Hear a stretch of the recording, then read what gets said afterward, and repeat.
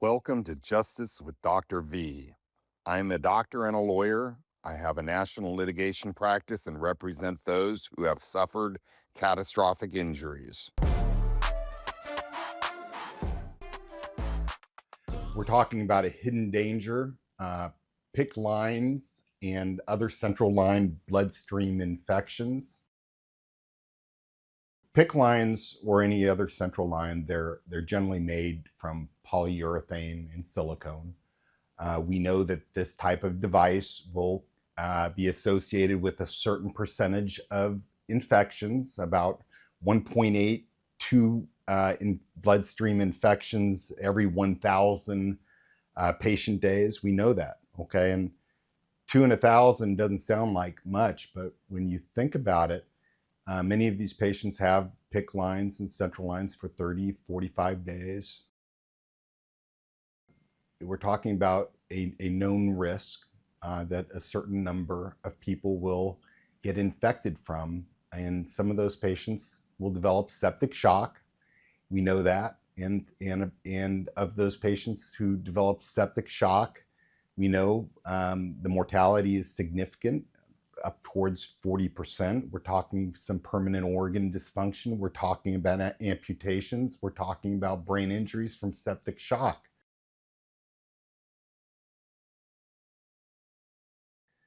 What is septic shock?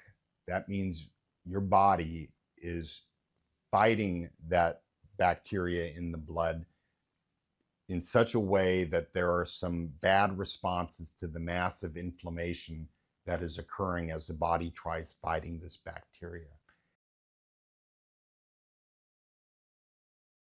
What we are concerned about is hospital acquired infections, and many times these infections that occur in the hospital are preventable.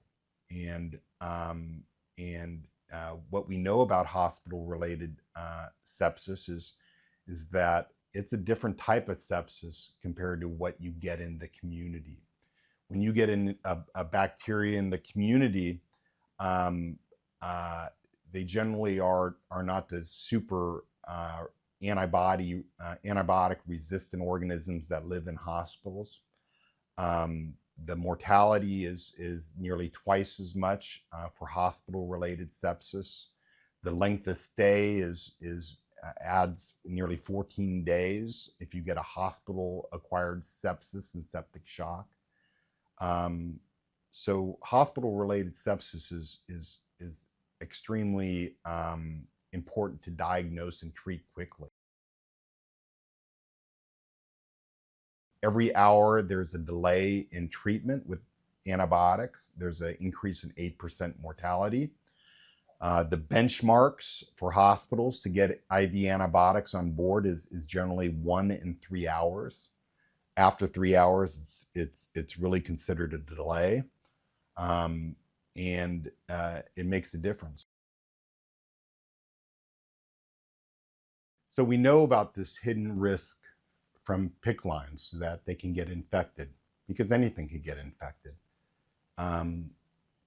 These PICC lines are defective because there is safer material now available, it's on the market, that reduces the risk of bloodstream infections, and they reduce the risk of blood clots associated with the line.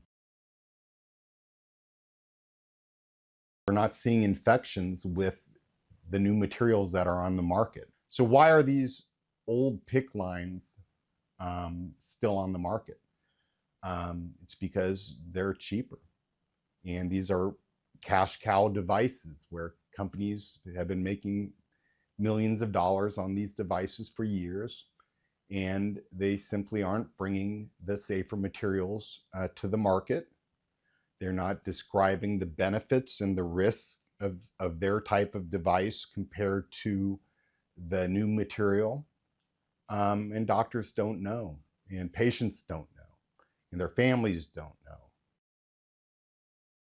know. We know that kids who are born premature, if they get a bloodstream infection, septic shock, that's associated with cerebral palsy.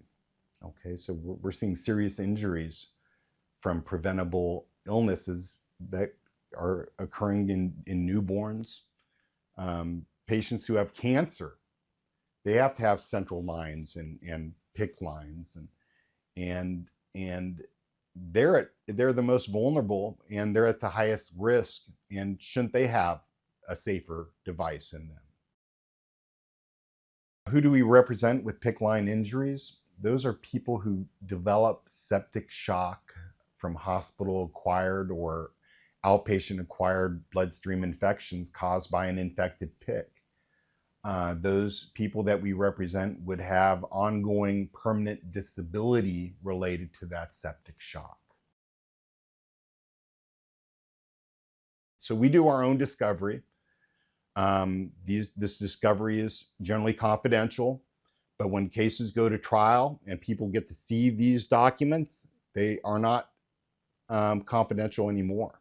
And when pharmaceutical companies do bad things, they need to be called out on it.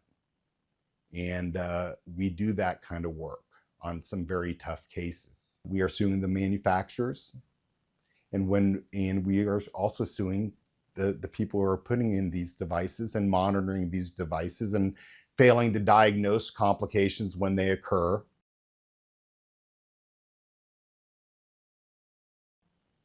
If you've suffered a central line infection, developing septic shock, or a blood clot that went to the lungs associated with one of these lines, call me. 817-809-9023, and we'll be just talking shortly.